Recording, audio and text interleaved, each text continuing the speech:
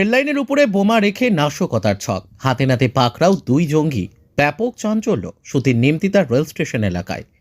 জানা যাচ্ছে, বৃহস্পতিবার বিকেল নাগাদ মুর্শিদাবাদ জেলার সুতি থানার নিমতিতা রেল স্টেশন এলাকায় রেলের উপরে দুটি বোমা রেখে পালানোর সময় হাতে নাতে পাকড়াও দুই জঙ্গি।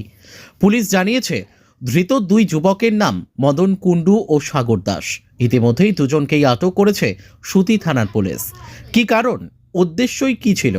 রেললাইনের উপরে বোমা হামলার কি ছক ছিল, নাকি এলাকায় বোমা আতঙ্ক ছড়ানোর উদ্দেশ্য, নাকি নাশকতার ছক? পুরো বিষয়টি খতিয়ে দেখছে রেল পুলিশ ও সুতি থানার পুলিশ।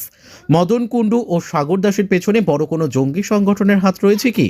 কিভাবে রেল লাইনের উপরে বোমা হামলার মতো ঘটনা ঘটানোর চেষ্টা করলো, উঠছে প্রশ্ন। এর আগেও নিমতিতা রেল স্টেশনে বোমা হামলা হয়েছিল মন্ত্রী জাকির হোসেন ও তার অনুগামীদের ওপর। এখানে রক্তাক্ত হয়ে পড়ে রয়েছিল একাধিক মানুষ। আর এবার তো রেল লাইনের ওপর বোমা রাখতে গিয়ে পাকড়াও করে পুলিশ। তা না হলে রেল লাইনের ওপর কি করে বোমা রাখতে পারে? তাহলে কি নিমতিতা রেল স্টেশন এলাকায় নিরাপত্তায় খামতি রয়েছে?